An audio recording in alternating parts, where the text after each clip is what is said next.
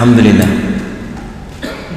sekian banyak hal-hal yang belum kita ketahui. Alhamdulillah, dengan kita mengkaji, bersimpuh sejenak di majelis ilmu, membuka wawasan kita, menyadarkan kita, dan alhamdulillah dari sekian ibrah pelajaran yang kita kaji secara mendalam dari 4 surah tersebut, telah menyingkap bahwasanya banyak dari hal-hal yang ada dalam Al-Quran, banyak yang belum kita ketahui. Dan alhamdulillah, semoga dengan kajian yang seperti ini, terkhusus mengkaji kitab Allah, akan semakin menambah iman kita dan menambah amalan soleh kita. Ikhwani fi din rahimani wa rahimakumullah, insyaallah taala pada malam hari ini kita akan masuk pada surat yang baru, yaitu surat An-Nasr. Surat An-Nasr adalah surat Madaniyah bil ijma'. Para ulama sepakat bahwasanya An-Nasr itu adalah surat Madaniyah, yang artinya berarti apa? Turun setelah hijrah.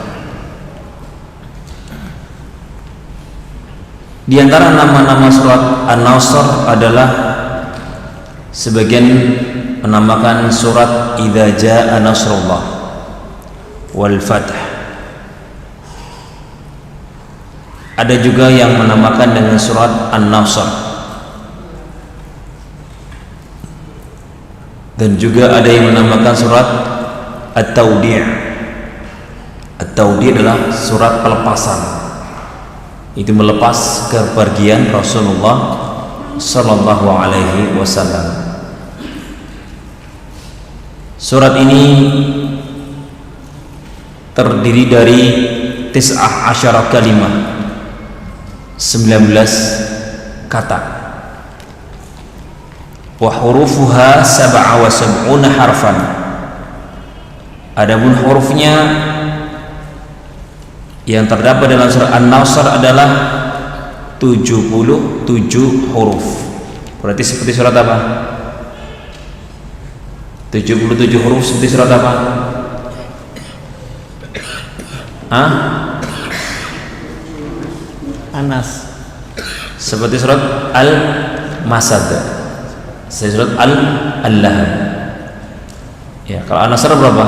Kalau Anas berapa hurufnya?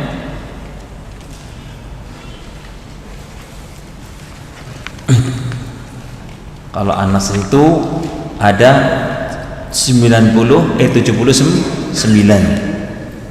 ya, 79 harfan. Kemudian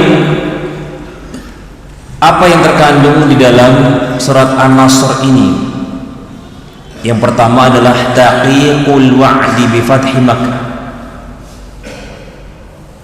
yaitu realisasi dari janji Allah Subhanahu wa taala dengan dibukanya kota Mekah.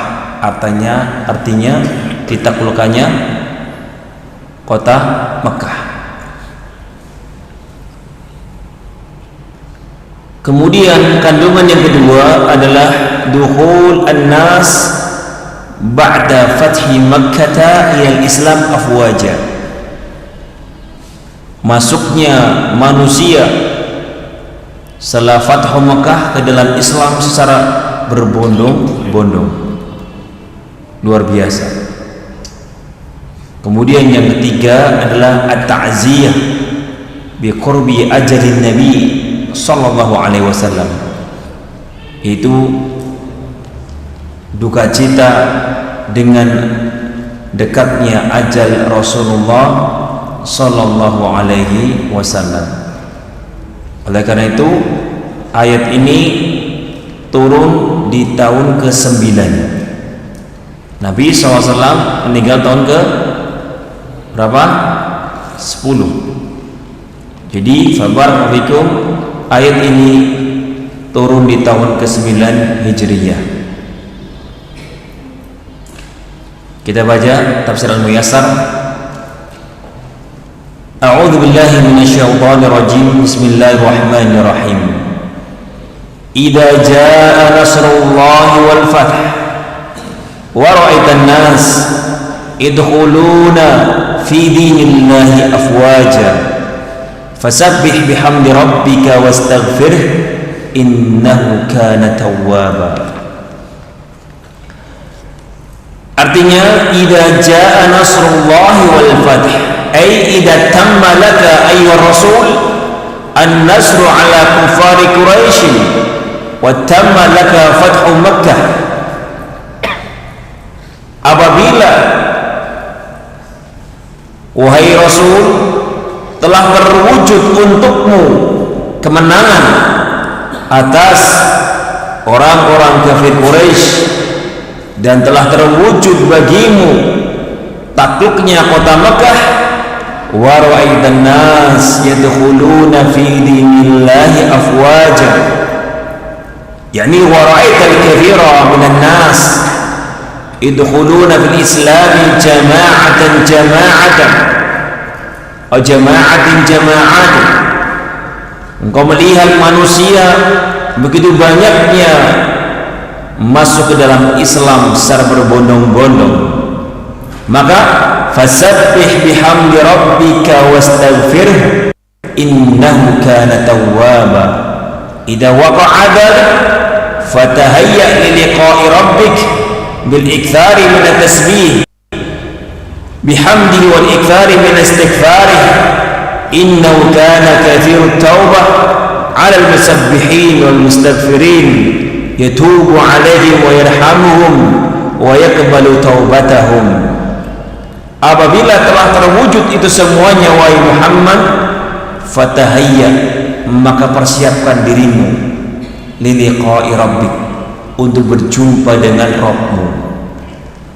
Jika kemenangan telah datang dan telah ditaklukkan kota Mekah dan engkau telah melihat manusia berbondong-bondong masuk Islam, maka setelah itu semua terwujud, siapkan dirimu wahai Muhammad untuk menghadap Allah.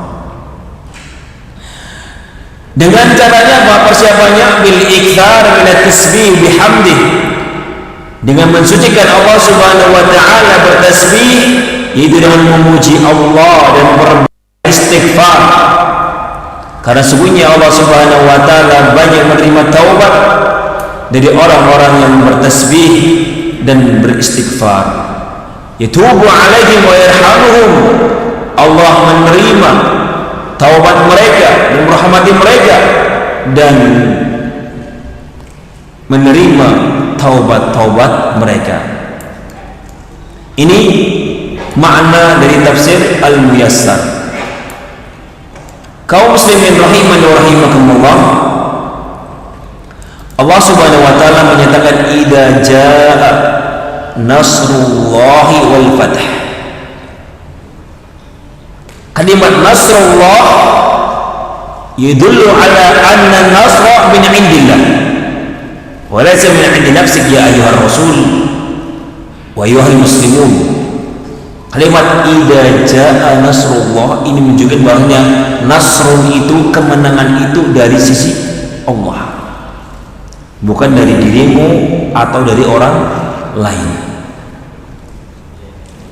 Ini yang harus kita imani. Setiap kemenangan yang dipetik, yang dirasakan oleh setiap kaum muslimin,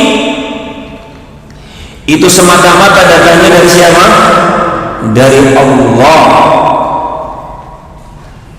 Ini makna idza jaa nasrullah, apabila telah datang kemenangan dari Allah.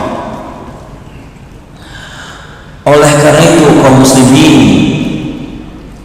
Sadarlah apabila engkau telah mengetahui kemenangan itu datangnya semata-mata dari Allah, maka tidaklah engkau meminta kemenangan kecuali kepada Allah.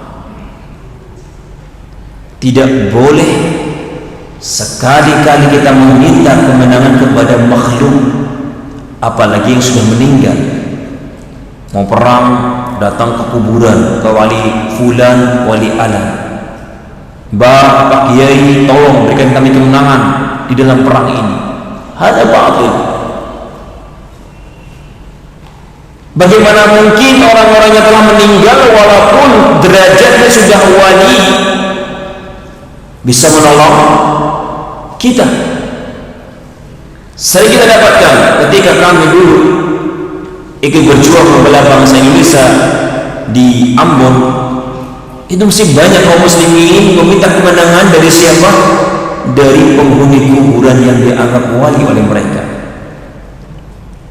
Perang membawa sebuah bungkusan yang ternyata isinya pasir. Dari siapa? Dari kuburannya wali fulan. Katanya kalau kita perang, Ustaz, bawa tanah dari kuburannya wali ini, maka kita tahan peluru, kita akan tahan barakallahu fikum dari senjata tajam. Orang bilang kebal. Ini jelas barakallahu fikum secara logika saja gak masuk akal. Masa sebuah pasir yang dianggap keramat kemudian bisa membuat kita kebal? Nabi alaihi salatu wassalam yang sudah pakai baju besi, pakai tameng, itu pun Nabi alaihi salatu wassalam masih terluka, bahkan gigi gerahnya patah. Levelnya Nabi alaihi salatu wassalam saja tidak sakti, tidak kebal.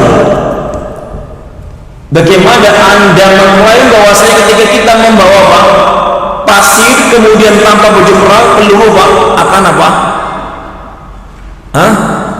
Akan mental ketika mengenai tubuh kita. Yang jelas ini adalah tipu daya syaitan kepada kebanyakan kaum muslimin. Banyak dari kaum muslimin tertipu dengan khurafat yang na'udzubillah, membuat mereka tidak bisa berpikir secara logis. Hal-hal yang khurafat walaupun terkadang gak masuk logika, kadang mereka percaya. Tetapi kadang syariat yang jelas-jelas benar datangnya dari Allah dan Rasulnya, kadang mereka gak percaya dengan dalil gak masuk logika. Satu contoh, hadits ad-dubab, Nabi alaihi salatu wasallam menyatakan, idza waqa'a ad-dubab fi syarabikum falyaghmisu fa inna fi ahadi janahi da'an wa fil akhari shifaan. Nabi alaihi salatu wasallam menyatakan bahwasanya apabila ada lalat jatuh di dalam minuman kalian, kata Nabi, falyaghmisu, maka celupkan. Kenapa? Karena biasanya lalat itu ketika dia jatuh dalam sebuah minuman, dia akan menjatuhkan sayap yang ada racunnya, yang ada penyakitnya, yang ada kumannya. Maka kata Nabi, celupkan. Kenapa? Di dalam sayapnya sayap lalat tersebut, di sisi satu sayap ada racunnya, di sisi sayap satu lagi ada obatnya. Serta merta mereka menolak. Wah, nggak mungkin, masa ini kan lalat jorok, kok bisa ketika jatuh ke dalam sebuah minuman kemudian kita celup, kemudian jangan kemudian memang kita buang minumannya tapi diminum. Wah, nggak masuk logika. Padahal hadisnya sahih dari Nabi alaihi salatu wassalam, mereka menolak ayat, menolak hadis dengan dalil nggak masuk logika. Tetapi giliran yang berkenaan dengan kesyirikan, khurafat, walaupun gak masuk logika, mereka percaya. Ini musibah yang banyak menimpa kaum muslimin. Dan ini tugas kita ahli sunnah, tanamkan tauhid kepada saudara-saudara kita, kepada diri kita, dan kemudian kepada saudara-saudara kita yang masih banyak mereka tertipu oleh Fabarakum itu budaya syaitan dari kalangan dai-dai yang menyuruh kepada kesesatan, atau memang dari syaitan yang aslinya. Fabarakum idza jaa nasrullah. Ini sudah jelas bahwasanya semua kemenangan yang kita nikmati itu semuanya semata-mata datangnya dari Allah, bukan dari kemampuan kita. Kita siapa? Tanpa pertolongan Allah kita tidak bisa mengalahkan musuh-musuh Islam. Makanya Allah Subhanahu wa taala mengingatkan, wahai Muhammad, jika telah datang pertolongan dari Allah, bukan pertolongan darimu atau dari sahabat-sahabatmu, la, pertolongan dari Allah. Oleh karena itu, apabila kita sudah tahu bahwasanya semua kemenangan dan pertolongan itu datangnya dari Allah, maka hendaknya ketika kita mencari kemenangan harus di jalan yang Allah ridhoi. Karena Allah Subhanahu wa taala tidak akan pernah memberikan kemenangan ketika kita berjalan di dalam pertempuran ini atau peperangan ini di dalam jalan yang dimurkai Allah Subhanahu wa taala. Kemudian kemenangan yang terbesar bagi seorang hamba dari Allah Subhanahu wa taala, kemenangan ketika dia bisa menguasai hawa nafsunya. Perangi hawa nafsu, baru kemudian perangi musuhmu.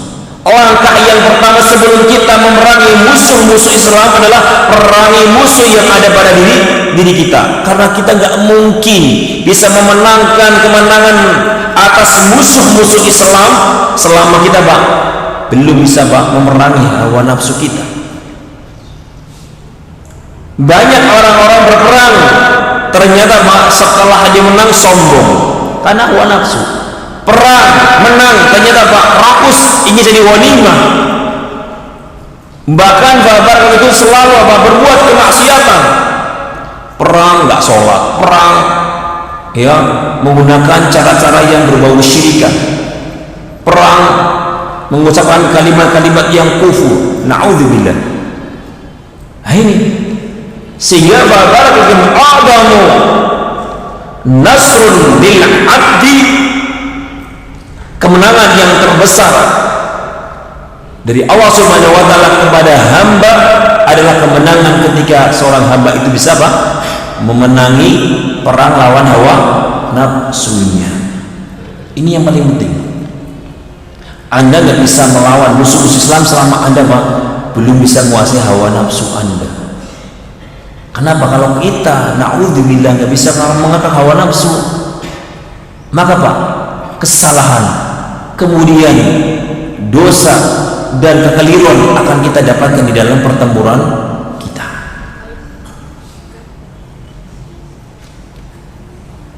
Kemudian kaum muslimin rahimani rahimakumullah, kemenangan selanjutnya bagi seorang hamba dari Allah, kemenangan ketika dia bertobat, Allah menerima taubatnya. Inilah kemenangan yang hakiki. Setelah Anda memerangi hawa nafsu dan kemudian fabarakum Anda ternyata bertaubat dan kemudian taubat diterima, inilah namanya fathu, melebihi fathu Makkah. Al-Fatah, dibukanya kemenangan yang hebat adalah ketika seorang hamba bisa menaklukkan hawa nafsunya dan kemudian diterima taubatnya. Kemudian wara'aitan nas yadkhuluna fi dinillahi afwaja.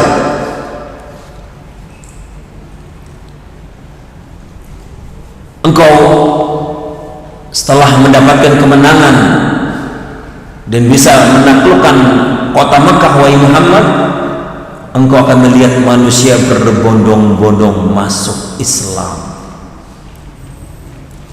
Masuk Islam dengan apa? Dengan berbondong-bondong. Ini menunjukkan bahwasanya Pak, agama Islam akan terus tegak dan akan jaya. Allah Subhanahu wa taala menyatakan walladzi arsala rasulahu bil huda wa dinil haq liyudhhirahu 'alad dini kullih walau karihal musyrikun. Dalam surat At-Taubah ayat 33, Allah Subhanahu wa taala menyatakan dialah yang telah mengutus rasulnya bil huda wa dinil haq, dengan apa? Dengan hidayah, dengan petunjuk dan agama yang hak, liyudhhirahu 'alad dini kulli, untuk apa? Menegakkan agamanya di atas semua agama. Islam akan terus jaya sampai nanti hari kiamat. Ketika kiamat telah ditegakkan, disitulah batas kejayaan Islam. Sehingga barakallahu fikum ikhwani bidin rahimani wa rahimakumullah,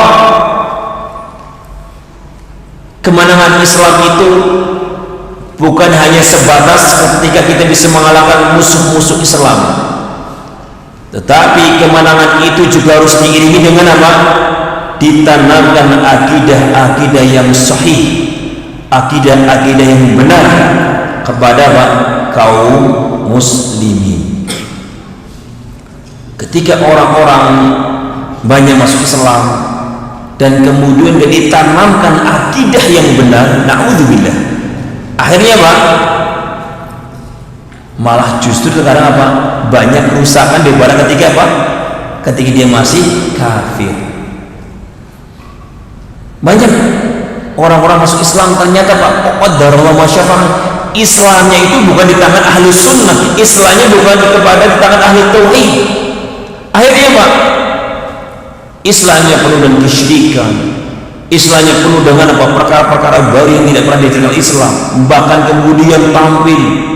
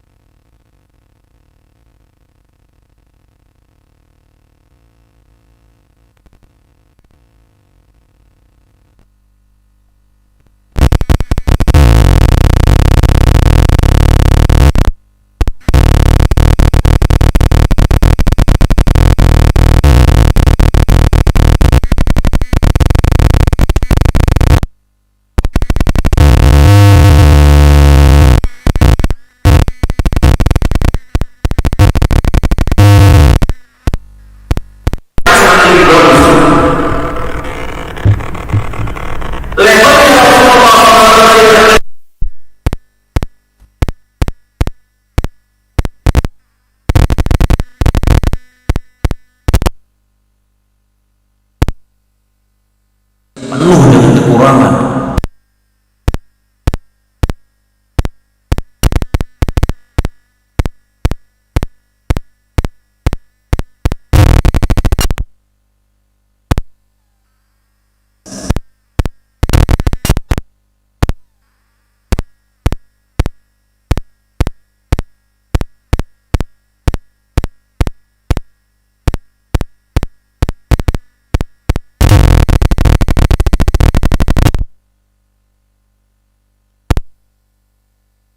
Tahu sholatnya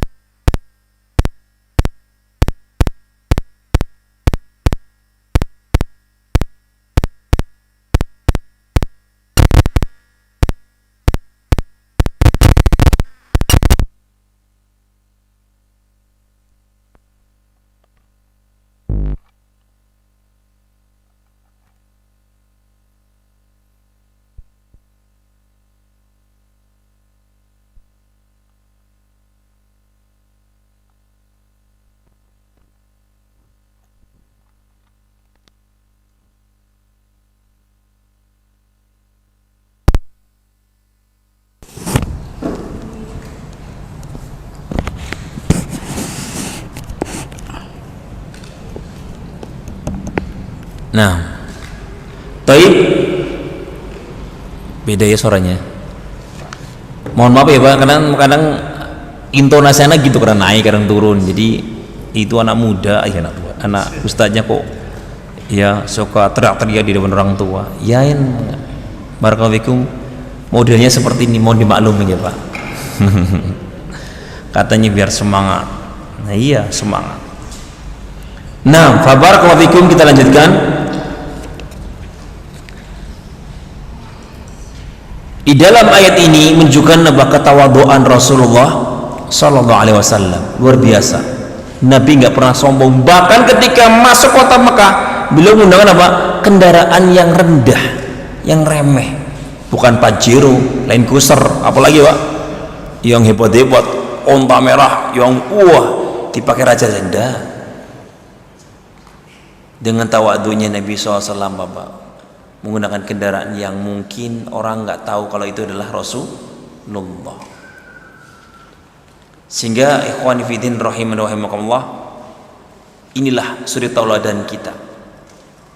Nggak pernah namanya Pak menampakkan kesombongan atau kemudian apa merasa berjasa di dalam perjuangannya.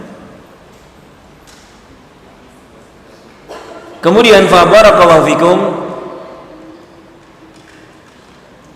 di dalam ayat ini memberikan isyarat apabila al-'abdu idza dana ajaluhu wa qaraba rahiluhu an yukthir min at-taubah wal istighfar.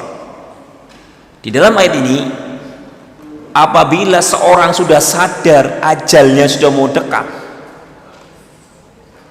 dan kemudian perjalanan dia sudah mulai mendekati Allah Subhanahu wa taala, mulai finish, tentunya Pak harus segera Pak banyak beramal, banyak bertasbih, bertahmid dan istighfar. Untuk apa? Untuk agar kita ketika meninggal dalam keadaan apa? Husnul khatimah. Gak ada orang pelari kalau lomba ketika mau finish apa? Santai, gak ada Pak. Semua lomba apapun kalau udah mau masuk garis finish pasti dia akan mempercepat langkahnya segera. Wah ini udah mulai waktunya mau habis, berusaha berjuang mati-matian untuk apa? Bisa sampai menjadi apa? Juara atau menjadi apa? Yang terbaik di garis finish. Ini urusan dunia. Kenapa ketika urusan akhirat tidak demikian? Yang sudah tua-tua masih saja ya santai-santai, jarang istighfar, jarang tasbih, bertahmid, na'udzubillah. Dan ini juga barakallahu bukan juga menandakan kalau anak muda wah Rasulullah suruh memperbanyak istighfar ketika umurnya 63 tahun. Oh berarti aku umurnya masih berapa? 15 tahun, santai-santai saja. Enggak. Hati-hati ya. Fa barakallahu fikum bukan berarti di dalam ayat ini menunjukkan apa pemuda itu boleh santai-santai. Artinya bahwa memperbanyak istighfar itu ketika sudah mencapai umur 63 tahun seperti umurnya Rasulullah, bukan. Jadi jangan sampai salah persepsi. Ya, kata para ulama ya bahwasanya innal maut fi syababi katsirun, bahwasanya kematian itu kebanyakan mendatangi para pemuda.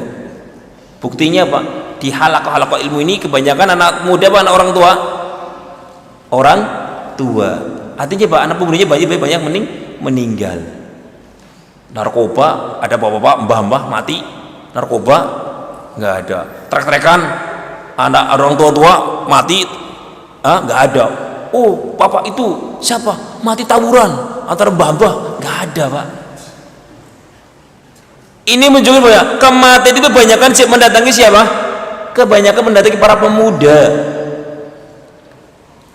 Tawuran pemuda, trek-trekan pemuda, narkoba pemuda, apalagi ya miras dan yang lainnya, para pemuda. Sehingga barakallahu fikum, ini menunjukkan bahwa wahai para pemuda, istighfarmu itu lebih Pak, lebih dibutuhkan olehmu daripada Pak orang-orang tua. Karena Pak, fitnah yang luar biasa kebanyakan apa? Lebih banyak mendekatimu daripada fitnah yang mendekati para orang tua. Sehingga barakallahu fikum, ini apabila seorang sudah merasa oh ini kayaknya ajal anak sudah mendekat, segera barakallahu fikum banyak sedekah, kemudian barakallahu fikum banyak berbuat baik kepada orang tua, kepada kerabat, kepada tetangga. Segera, jangan ditunda-tunda.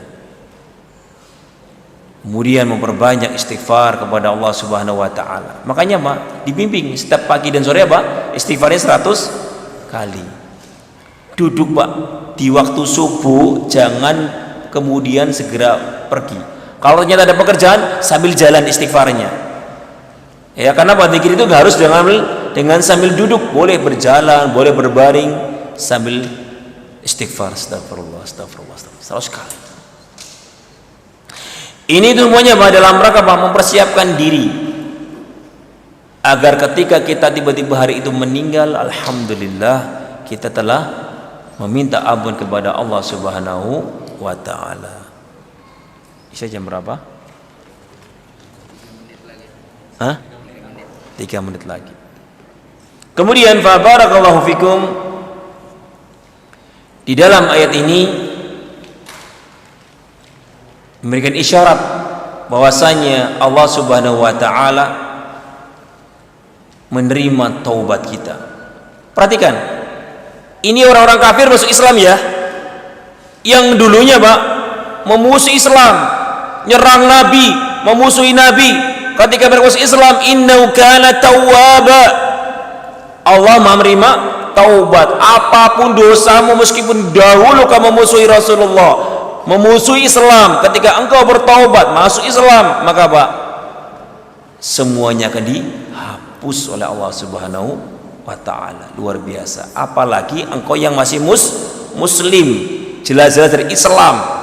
Orang kafir aja ketika dia Pak bertaubat dan masuk Islam, Allah ampuni, apalagi kita. Dan tentunya Pak barakallahu fikum, di dalam ayat ini memberikan isyarat orang-orang yang masuk Islam sebelum Fatu Makkah sama setelah Fatu Makkah lebih utama mana? Dek, derajatnya tinggi mana?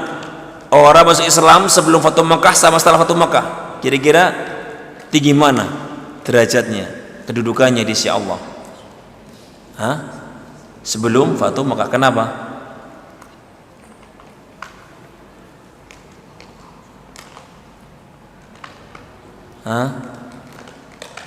Kenapa? Mana yang anak muda? Satunya pada dibur. Tuh ada santri Mutiara Tafi di belakang yang baju hitam. Kenapa?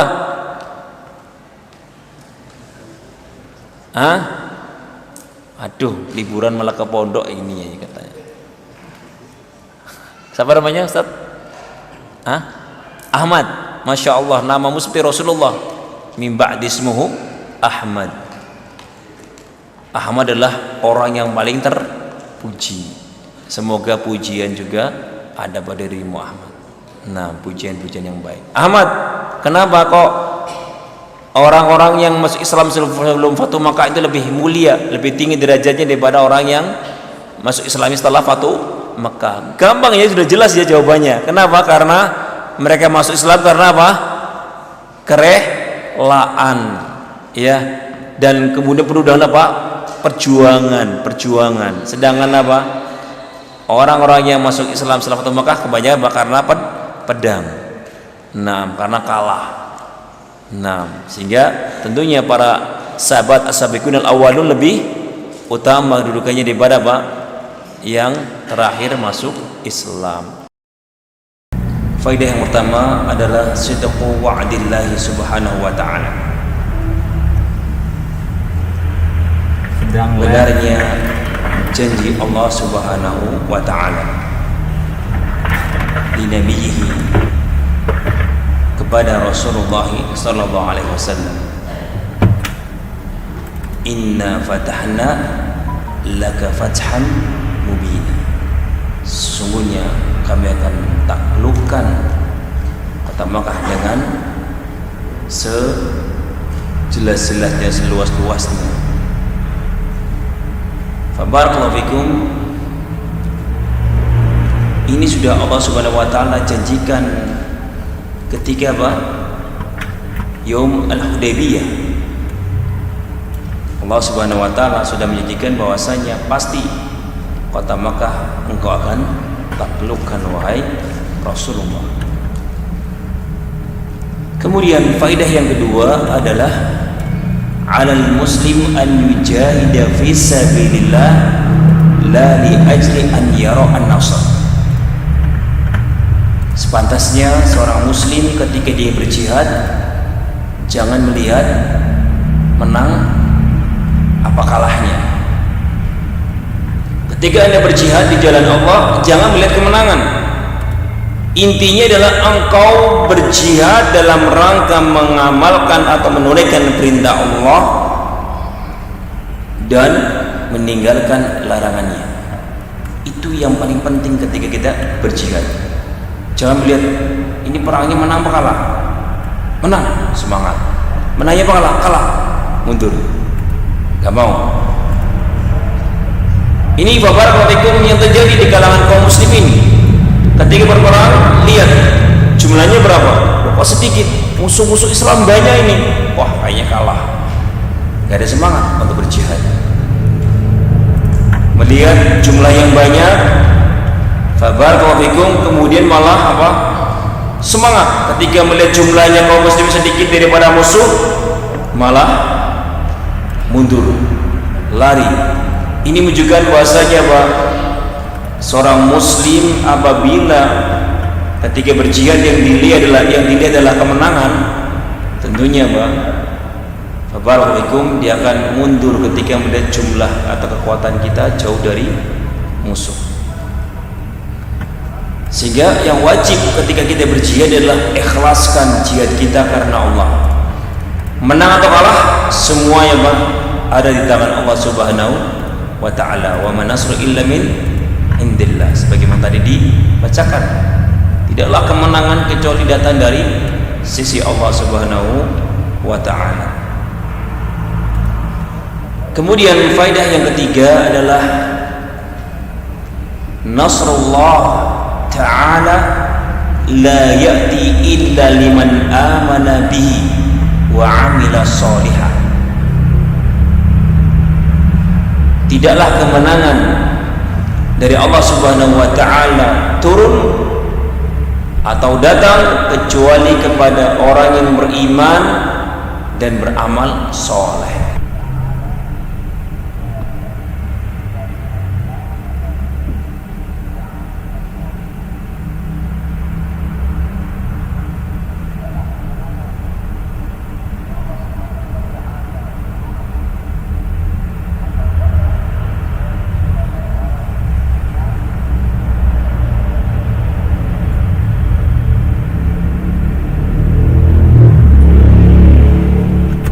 orang, mencincang-cincang jenazah atau mayatnya musuh, dan kemudian yang lainnya. Banyak aturan-aturan di dalam berjihad. Syaratnya ini, tidaklah mungkin seorang muslim bisa menang atas musuh-musuhnya dalam keadaan dia berbuat syirik, dalam keadaan dia tidak menunaikan perintah Allah Subhanahu wa taala. Di dalam surat An-Nur ayat 55 Allah menegaskan dua syarat ini. Wa'adallahu alladhina amanu minkum wa 'amilus shalihat la yastakhlifannahum fil ardi kama istakhlafal ladzina min qablihim. Perhatikan. Wa'adallahu alladhina amanu minkum, Allah menjanjikan kepada orang-orang yang beriman di antara kalian, wa 'amilu shalihat, wa 'amilu sholihan, wa 'amilu as-sholihat, dan yang beramal soleh. Apa janji Allah? La yastakhlifannahum fil ard, Allah akan jadikan engkau khalifah, raja, penguasa fil ard, di atas muka bumi ini. Ini siapa yang mengatakan? Allah Subhanahu wa taala. Innallaha la yukhliful mi'ad. Agar negeri Islam tetap jaya, berkuasa, memiliki wibawa dan ditakuti oleh musuh-musuh Islam, ketika ditegakkan pada kaum muslimin, masyarakatnya, iman, tauhid, dan amalan soleh. Karena ini merupakan janji Allah Subhanahu wa taala. Wala yumakkinanna lahum dinahum alladzi irtada lahum wala yubaddilannahum min ba'dihim khawfihim amna ya'budunani wa la yusyrikuna bi syai'a. Allah menjelaskan bahwasanya agamamu dan kekuasaanmu akan terus tegak. Allah akan diganti rasa takut atas musuh-musuhmu menjadi aman, tentram, bahagia. Ketika ya'budunani wa la yusyrikuna bi syai'a, ketika engkau beribadah kepadaku dan tidak menyekutukanku dengan sesuatu apapun. Syaratnya adalah tauhidullah. Bagaimana mungkin Anda akan menang sedangkan ketika perang Anda membawa jimat? Bagaimana mungkin Anda menang sedangkan ketika Anda berperang masih bergantung kepada selain Allah? Tidak akan mungkin menang. Bagaimana mungkin Anda akan menang ketika Anda bergantung dengan senjata? Ingat kisah perang Hunain. Ketika sebagian kaum muslimin kagum, bangga dengan jumlah yang luar biasa, ternyata Allah kalahkan di saat itu sebelum akhirnya menang. Sebagai pelajaran bahwasanya jumlah itu bukan tolak ukur kemenangan kita atas musuh-musuh kita. Buktinya ketika perang Badar jumlah kita berapa? Sedikit. Musuh 3 kali lipat, bahkan lebih. Ternyata luar biasa, menang Islam.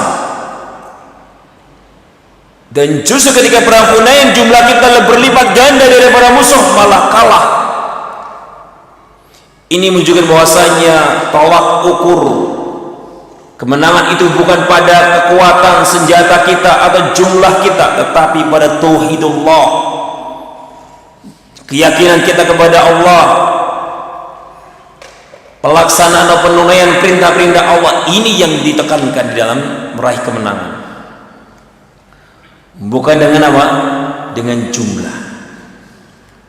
Makanya Syekh Muqbil rahimahullah ta'ala menyatakan, inna a'da'ana la yakhafun ala dababatina wa silahina walakinnahum yakhafun ala da'watina. Sungguhnya negeri-negeri superpower adik kuasa di dunia ini takut kepada, bukanlah mereka takut kepada tank-tank kita atau kepada senjata-senjata kita. Negeri Saudi dan yang semisal negeri Saudi termasuk Indonesia Yang ditakuti oleh musuh-musuh Islam itu bukan karena apa? Tank-tank kita, kata Syekh Mubil. Bukan karena apa? Senjata-senjata kita, karena mereka apa? Senjatanya lebih canggih. Lempar satu pil apa? Bom atom aja udah habis Indonesia. Bukan. Yang ditakuti oleh musuh-musuh Islam atas kita itu bukan karena senjata kita atau teknologi kita, tetapi yang mereka takutkan adalah dakwah sunnah, dakwah tauhid selama masih berdiri tegak di muka bumi ini. Sehingga barakallahu fikum, ini karena musuh-musuh Islam tahu, barakallahu fikum, cara menghancurkan Islam itu bukan dengan apa? Dengan diserang secara fisiknya, tapi apa? Diserang apa? Secara akhlaknya, ya, agamanya mulai dirusak. Ketika sudah akhlaknya rusak, agamanya, akidahnya sudah rusak, maka Pak, tanpa perlu diserang, mereka bahkan hancur sendiri. Kita lihat di Suriah, kita lihat barakallahu fikum yang sedang Suriah hancur. Kita dihinakan, musuh-musuh Islam terus berani menjajah. Karena apa? Karena tauhidullah masih Pak belum tegak di hati kita dan di negeri kita. Kemudian barakallahu fikum, faidah yang keberapa? Keempat.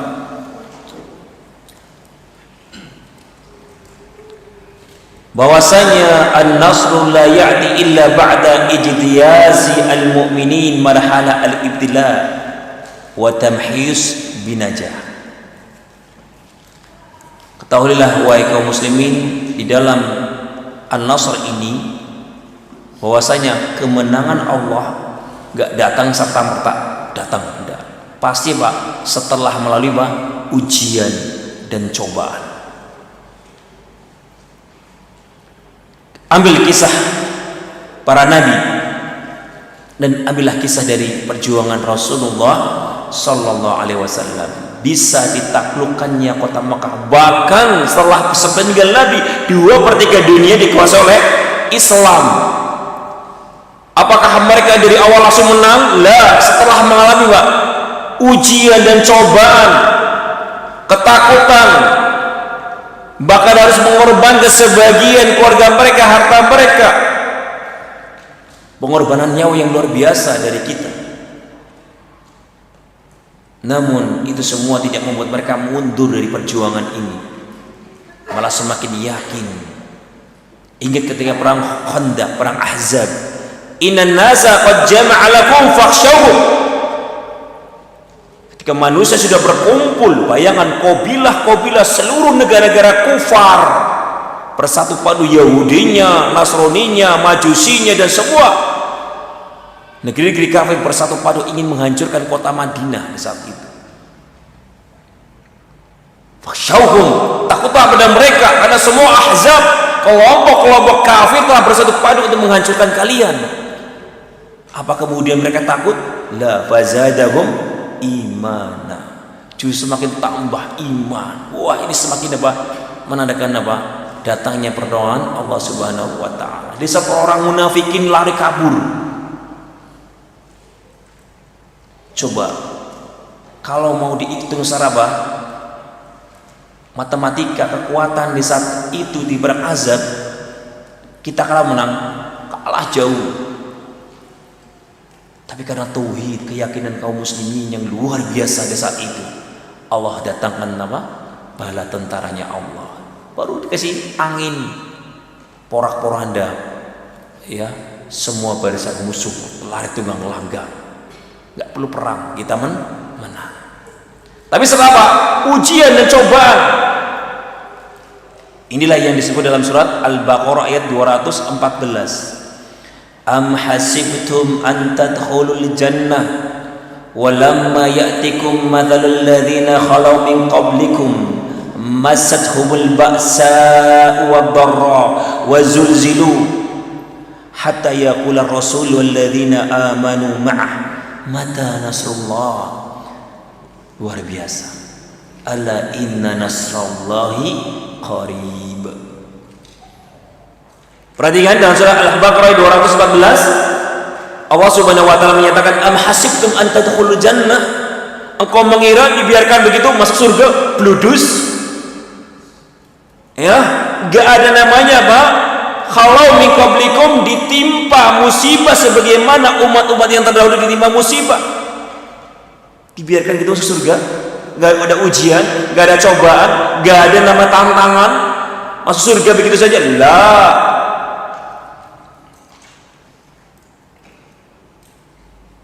Ingat perjuangan para nabi dulu.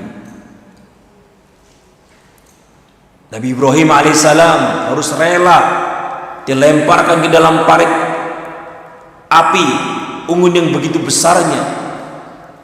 Kemudian juga barakallahu fikum para nabi yang lainnya disiksa, bahkan sebagian mereka dibunuh. Am hasibtum an tadkhulul jannah? Apakah engkau mengira wahai kaum muslimin dibiarkan begitu saja masuk surga tanpa melewati masa-masa sebagaimana umat terdahulu, masa kubul ba'sa wa dharra wa zulzilu, ditimpa musibah, digoncang, dimatikan, ya sebagian barang saudara mereka meninggalnya, mengorbankan nyawa yang begitu banyak, bahkan ada yang di antara mereka disiksa. Sampai-sampai dahsyatnya ujian yang menimpa para rasul dan umat terdahulu, sampai ar-rasul walladzina amanu ma'ah sama yang mengatakan mata nasrullah, kapan datang pertolongan Allah, karena dahsyatnya ujian. Allah kemudian menurunkan ala inna nasrallahi qaribun. Tenang, pertolongan Allah itu dekat. Jadi barakallahu fikum, di dalam surat An-Nasr ini memberikan faedah bahwasanya kemenangan itu tidak serta-merta datang tanpa ujian, tantangan terlebih dahulu. Sehingga barakallahu ketika Anda nanti suatu saat ternyata qadarullah masyafa'al Islam dijajah, diserang negeri Islam oleh musuh Islam, tentunya Pak, Anda akan melewati kekalahan, kadang menang, kadang ujian, harus mengorbankan harta, nyawa. Tapi semua itu Pak sebagai tanda bahwasanya Pak kemenangan itu sudah di depan mata. Kaum muslimin rahimani wa rahimakumullah, ini. Kemudian faedah selanjutnya keberapa?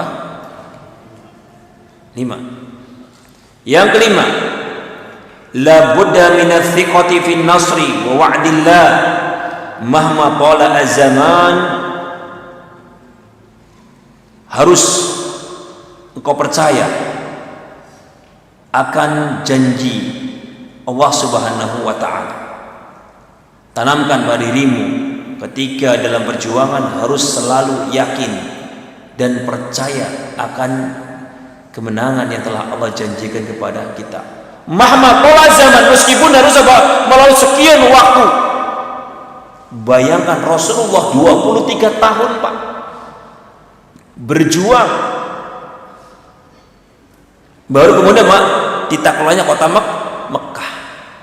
13 tahun di kota Mekah, tidak melahirkan apa kaum muslimin yang banyak jumlahnya. Kemudian 10 tahun di kota Madinah, baru kemudian apa berhasil menaklukkan kota Mekah. Ini berarti Pak perjuangan itu Pak butuh waktu yang panjang. Sehingga barakallahu ketika Anda berjuang ternyata kok masih seperti ini, kok lambat perkembangan dakwah kita, kok lambat jumlah santri kita, kok jumlahnya Pak cuma segini-gini aja, sabar. Semua Pak melalui proses. Allah ingin menguji sampai di mana kekuatan imanmu, sampai di mana thiqahmu, kepercayaanmu kepada Allah Subhanahu wa taala. Sehingga fa barakallahu fikum, di dalam perjuangan maka harus selalu yakin dan percaya pasti Allah akan menurunkan kemenangan, walaupun harus melalui proses yang panjang. Nah, kemudian yang keenam adalah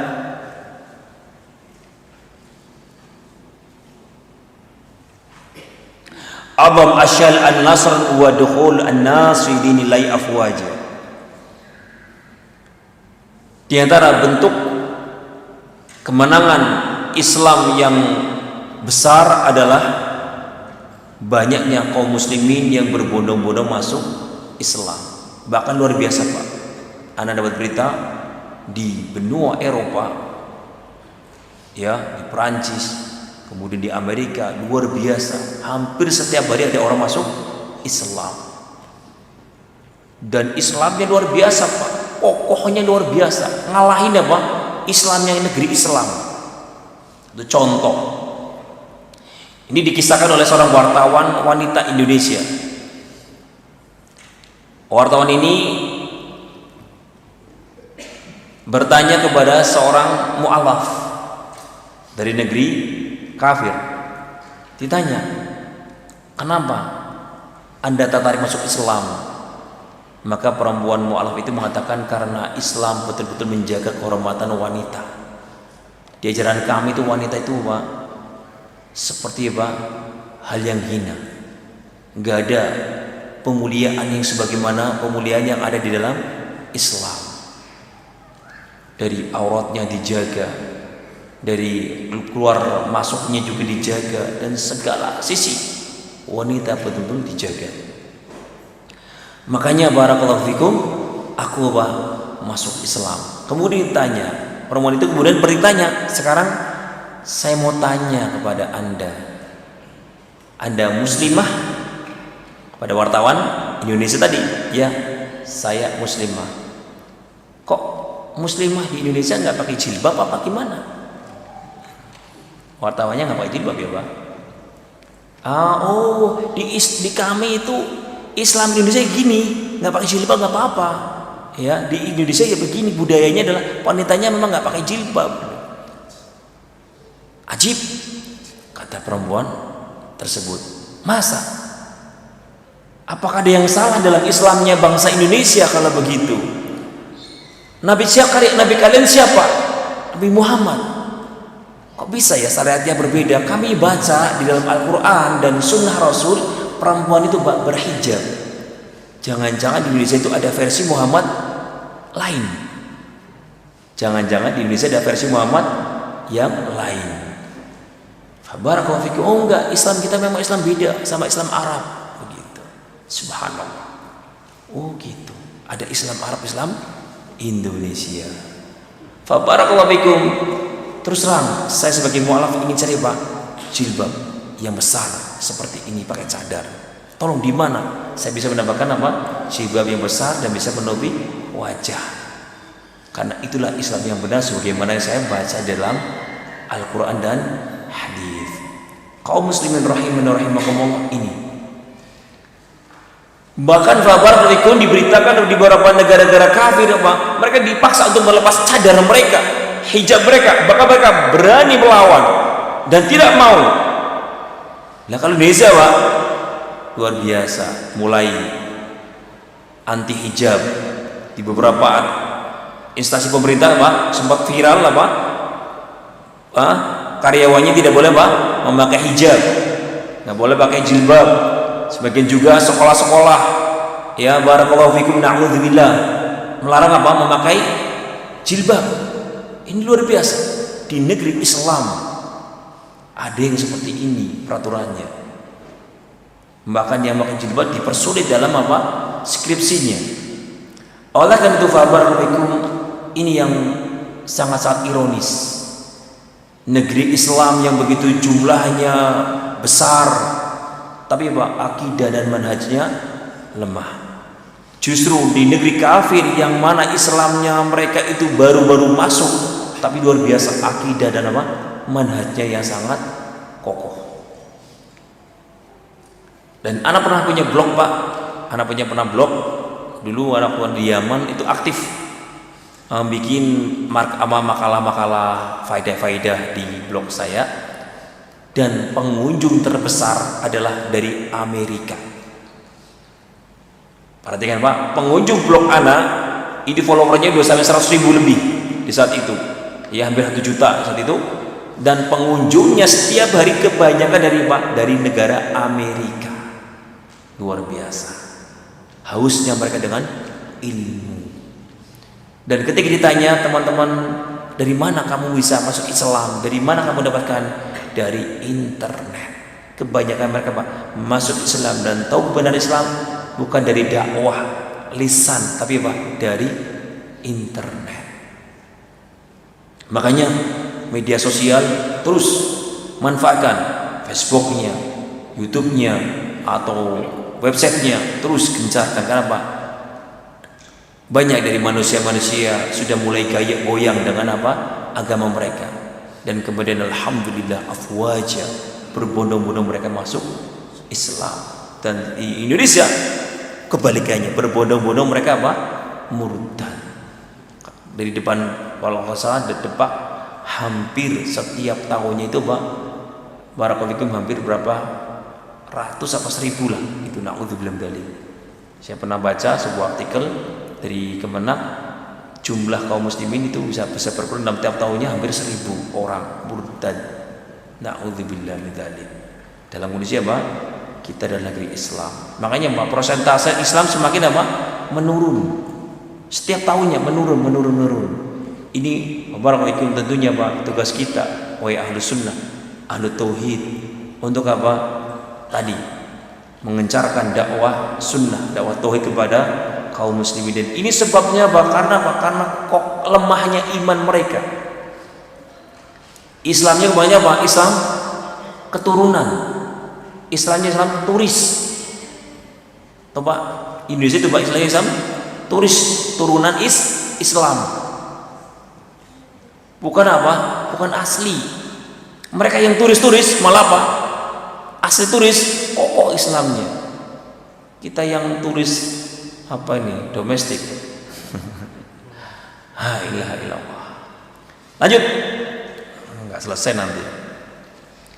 Jadi barakallahu di antara bentuk kemenangan yang terbesar yang Allah berikan kepada umat Islam banyak kaum muslimin, orang-orang kafir berbondong-bondong masuk Islam. Ini luar biasa. Dan tadi kebanyakan mereka melalui media sosial mengetahui kebenaran tentang Islam. Kemudian barakallahu fikum,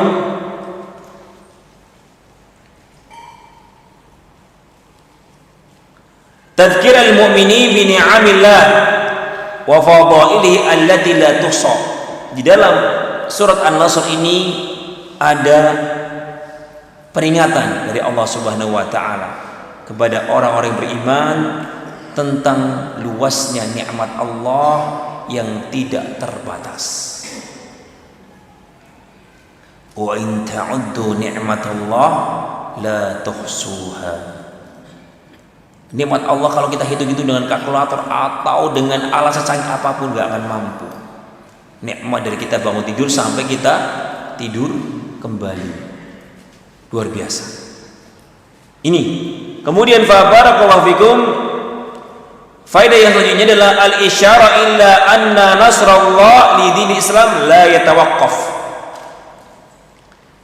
Di dalam ayat ini memberikan isyarat bahwasanya kemenangan Allah Subhanahu wa taala, kemenangan dari Allah ini untuk agama Islam tidak akan pernah berhenti.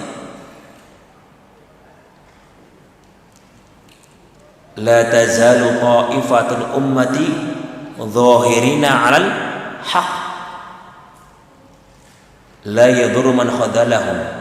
Nabi alaihi salatu wasallam menyatakan, la tazalu qa'ifatu min ummati dhahirin, akan senantiasa tegak dan mulia dan wibawa sekelompok dari umatku ini di atas agama-agama yang lain. Selalu pasti akan ada generasi yang akan menegakkan Islam dengan kokohnya. La yadurru man khadalahum, enggak akan pernah bermabarat nggak akan pernah membahayakan apa mereka. Siapapun yang berusaha menghancurkan mereka, menghinakan mereka, apapun makarnya, tuduhan Wahabilah atau sebagai teroris atau yang lainnya kepada dakwah tauhid, nggak akan pernah berhasil. Luar biasa. Ketika kami, ana dengan beberapa teman dakwah di sebuah pulau namanya Pulau Saumlaki, Pak. Saumlaki pulau terkecil mendekati Australia. Mereka manggil anak ke sana untuk dakwah. Kaum muslimin cuma 10%, Pak, di pulau tersebut. Luar biasa. Kebanyakan apa? Orang-orang Nasoro. Nah, sudah 10% ketika kita dakwahi malah nuduh kita teroris. Di antara kita aja udah, Pak, perang-perangan bagaimana mau menang. Tapi alhamdulillah langsung Kapolres berdiri di depan nama masjid setelah khutbah Jumat. Siapa yang menuduh Salafi dan teroris, hadapi saya sebagai Kapolres Saumlaki. Alhamdulillah. Ada saja nanti, Pak, di antara kaum muslimin yang akan, Pak, membela agama kita, tauhid kita, manhaj kita. Sudah nggak ada yang berani. Kapolresnya sudah jadi backingan kita. Siapa yang mengaku teroris, lawan saya, hadapi saya. Silakan datang kantor, saya akan kupas siapa mereka sebenarnya. Mereka bukan teroris, justru mereka lah yang banyak berjasa terhadap bangsa Indonesia. Tauhid tegak, sunnah tegak, maka Indonesia pun akan terlalu tegak. Nah, alhamdulillah. Ini pengalaman di saat itu. Kemudian fa barakallahu fikum, di dalam surat An-Nasr ini adalah syukurullahi ta'ala wa tasbihu inda husuli an-ni'am. Disyariatkan untuk bersyukur kepada Allah dan bertasbih ketika mendapatkan suatu kenikmatan. Ini barakallahu fikum, disyariatkan setiap orang-orang yang mendapatkan nikmat, maka, Pak, jangan lupa bersyukur. La in syakartum la azidannakum wa la in kafartum inna adzabi lasyadid. Jika engkau diberi nikmat, maka bersyukurlah, pasti Allah akan tambah nikmatnya. Wa la in kafartum, namun jika sebaliknya engkau kufur, engkau durhaka, enggak bisa menggunakan kenikmatan ini dengan sebaik-baiknya, inna adzabi lasyadid. Awas, nikmatku ini azabku sangat pedih. Kemudian selanjutnya at-tawadhu wal istighfar ala ma kana min at-taqsir wa nisbatu al-fadl ila Allah. Setiap muslim hendaknya selalu tawadhu, rendah hati, dan selalu minta ampun kepada Allah Subhanahu wa taala atas segala kekurangan. Jadi sesempurna apapun dari perbuatan kita, sholat kita atau yang lainnya dari perjuangan kita, tetap pasti ada kekurangan. Nggak ada yang sempurna kecuali Allah. Makanya, Pak, banyak beristighfar. Makanya, Pak, setelah sholat kita, Pak, suruh istighfar. Kenapa? Sholat kadang-kadang apa? Ngelamun. Nanti habis taklim mana mau kesini. Allahu Akbar. Udah ruku. Astagfirullah. Kadang apa? Lalai kita kalau sholat. Ya. Bacaannya Al-Fatihah, tapi pikirannya ke apa? Alfamart. Iya, Pak. Ini musibah. Kebanyakan kita seperti itu. Kalau kita baca Al-Fatihah, kadang-kadang apa? Tanpa apa? Fokus bisa nggak? Bisa, Pak. Ya. Tapi kalau Anda ke Alfamart nggak fokus, bisa nggak? Nggak bisa. Ya, harus fokus. Apa yang mau dibelanjakan ini? Luar biasa. Khusyuknya kalau belanja luar biasa. Kalau sholat, luar binasa katanya. Ini musibah. Termasuk ketika apa? Majelis ilmu. Kenapa kok ketika apa? Selesai majelis kita apa disuruh apa? Istighfar. Subhanakallahumma bihamdika asyhadu an la ilaha illa anta astaghfiruka wa atubu ilaik. Loh, kok, Pak?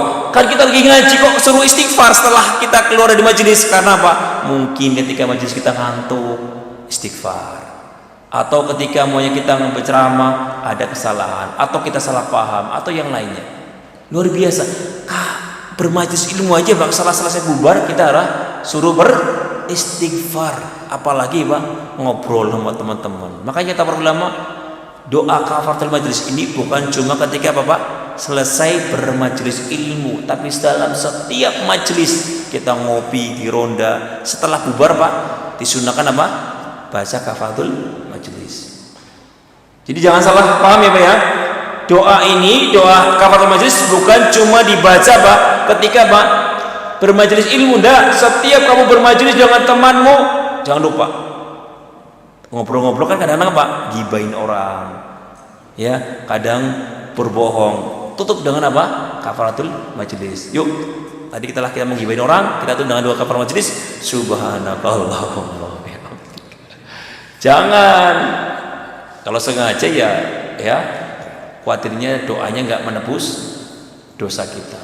Kadang kita nggak sengaja, maka itu doa kafaratul majlis. Ketika ngopi-ngopi Pak di warung, udah selesai, udah. Subhanallah bihamdika, pulang. Sekali lagi, jangan lupa ya diamalkan doa ini. Kemudian selanjutnya, faedah selanjutnya adalah qabulu taubati at-taibin, diterimanya taubatnya orang-orang yang bertaubat. Allah menyatakan dia qabulu taubat an ibadihi wa ya'fu 'anis sayyi'at. Allah mengatakan dia qabulu taubata min an ibadihi wa ya'fu 'anis sayyi'at. Allah menerima taubat hamba-hambanya apapun dosamu. Ketika engkau mau bertaubat, Allah pasti mengampuni dan menerima taubatmu. Kemudian barakallahu fikum,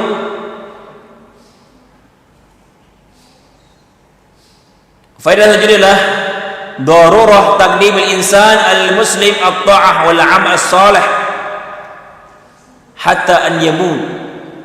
Hendaknya seorang muslim selalu membutuhkan untuk apa? Menunaikan segala perintah-perintah Allah dan beramal soleh sampai dia meninggal. Sering diingatkan oleh Nabi ketika khutbah Jumat dengan firman Allah apa? Ada yang tahu? Dalam khutbah Jumat Nabi membacakan ayat, diantaranya adalah wasiat jangan mati kecuali dalam keadaan Islam, wala tamutunna illa wa antum muslimun. Ingatkan Nabi Jumatan itu kan, Jumat itu Bapak hari kiamat, ditegakkannya kiamat hari apa? Hari Jumat. Sekali lagi Pak, hari Jumat itu adalah hari yang akan ditegakkan padanya hari kiamat, sehingga Pak diwasiatkan untuk bertakwa pada hari itu. Diingatkan wala tamutunna illa wa antum muslimun. Nah, fabarakallahu fikum ini, dan pada kenyataannya terkadang kemenangan itu membuat kaum muslimin malah lalai. Terkadang kemenangan itu malah justru jadi fitnah. Contohnya barakallahu fikum di negeri Sudan, orang Islam menang 80% meraih suara. Apakah kemudian janji yang pernah diucapkan oleh partainya menegakkan syariat Islam diwujudkan? Tidak, justru malah jadi fitnah. Justru malah gereja-gereja yang tadinya sedikit sekarang Pak muncul di mana-mana. Padahal Pak Islam menang 80% dan menjadikan menteri-menteri orang-orang kafir lebih banyak daripada orang Islam. Bayangkan Pak, fitnah kekuasaan, fitnah ketika mereka menangan, justru malah itu jadi ujian, membuat orang itu lalai dari Allah Subhanahu wa ta'ala. Oleh karena itu barakallahu, ketika seorang muslim tahu bahwasanya kemenangan itu adalah musibah terkadang bagi seorang muslim atau suatu kaum, dan ketika dirinya juga tidak tahu kapan dia meninggal, maka Pak selalu sediakan untukmu saldo amalan sebanyak-banyaknya. Siapkan semuanya dari sekarang, jangan sampai kemudian kita menunggu. Nabi SAW apa? Disuruh, wahai Muhammad, ajalmu sudah mendekat, maka apa? Fasabbih bihamdi rabbika wastaghfir. Dan ciri-ciri orang yang kehendaki Allah Subhanahu wa taala kebaikan, perhatikan Pak. Dalam hadis Anas, Nabi mengatakan, "Idza aradallahu bi'abdin khairan ista'malahu." Allah Subhanahu wa taala apabila menghendaki kebaikan pada seorang hamba, ista'malahu, Allah akan menggunakan dia. Kata para sahabat, "Ya Rasulullah, apa yang dimaksud Allah mempergunakan dia?" Artinya adalah yuwaffiquhu li'amalin shalih qabla al-maut. Allah akan gunakan orang itu bisa menggunakan umurnya sisanya untuk beramal soleh sebelum dia meninggal. Ini tanda-tanda orang itu Pak, husnul khatimah.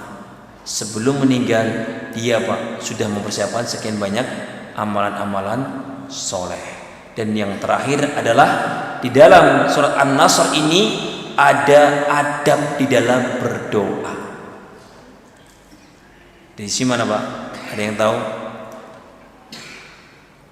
Angkat tangan yang tahu siapa?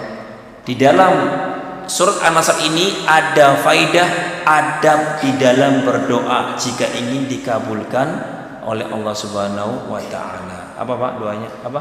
Ini adabnya.